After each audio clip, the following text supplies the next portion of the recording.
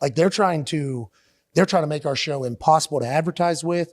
They're trying to make sure people don't watch our show. So like, as I started learning that, I'm like, all right, well, that's not going to, I don't know how this has gone in the past, but I genuinely did not expect it to get as big as it did, because I didn't think I said anything that was like that crazy. No, you know kept what I mean? real.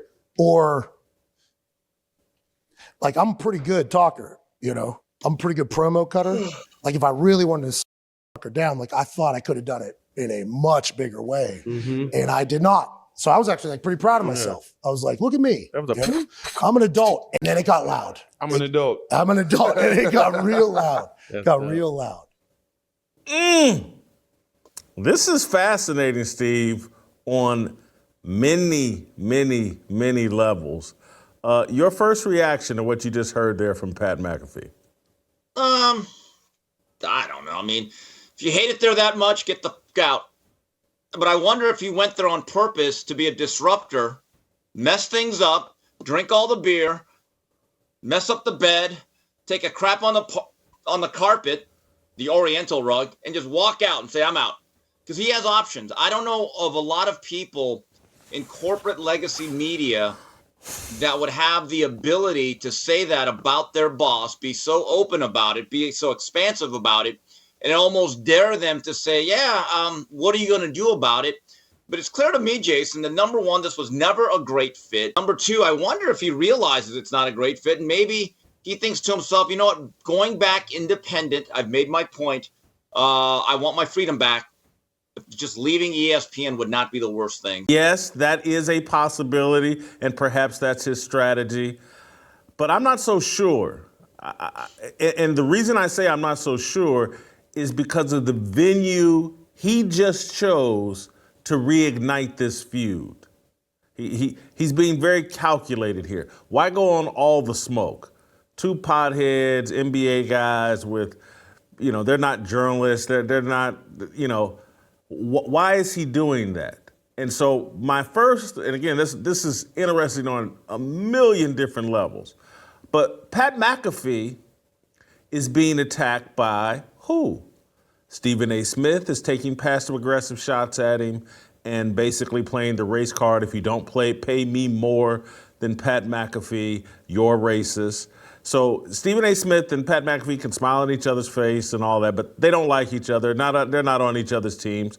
Ryan Clark just went after Pat McAfee in his contract dispute.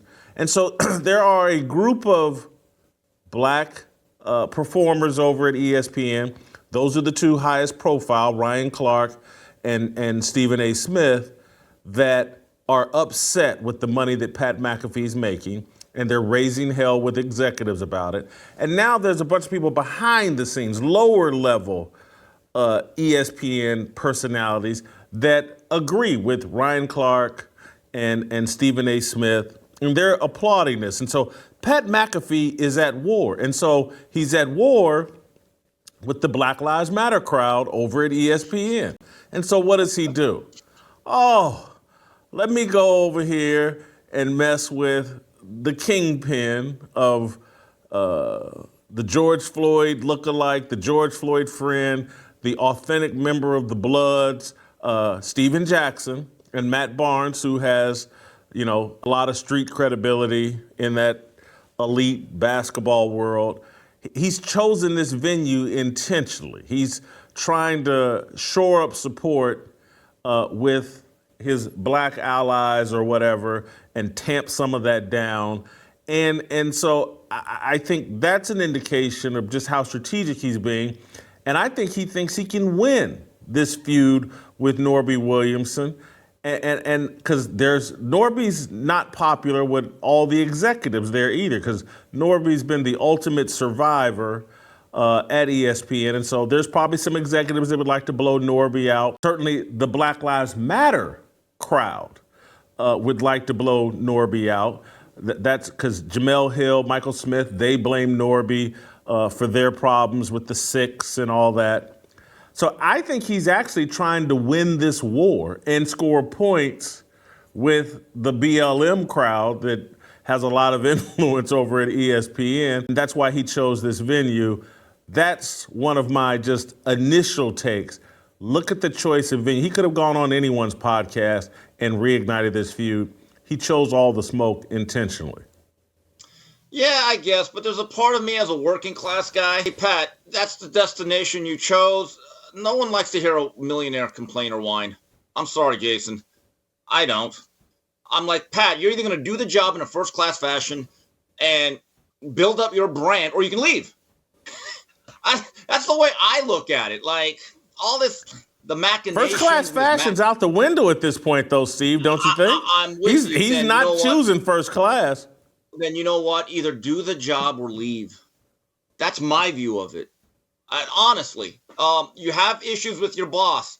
Okay, you have options. Pat, you could either leave or stay. I don't want to make too much out of this. I'm not so sure he really thought it out that much. There's no doubt he has a rivalry with certain people that are very jealous of him. I'm saying you're exactly where someone your age should be. But then you got to think about the other audience and where everybody else is. He's got a younger audience. He's got an audience that believes in social media clout.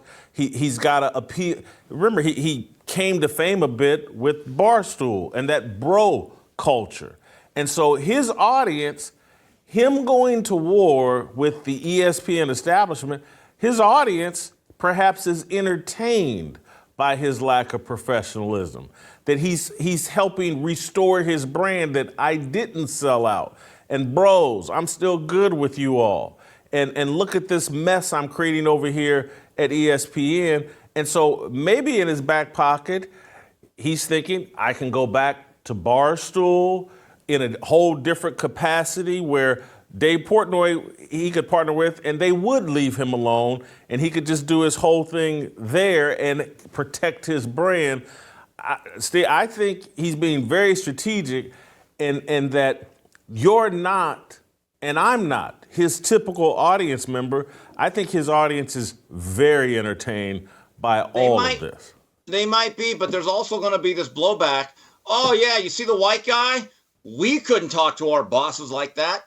So so you might actually alienate the people, like the people that watch all the smoke may be looking at that. And I'm assuming that a pretty good amount of their audience is black, right? They're going to be watching this going, man, look at this white guy basically cussing out his bosses. We couldn't do that.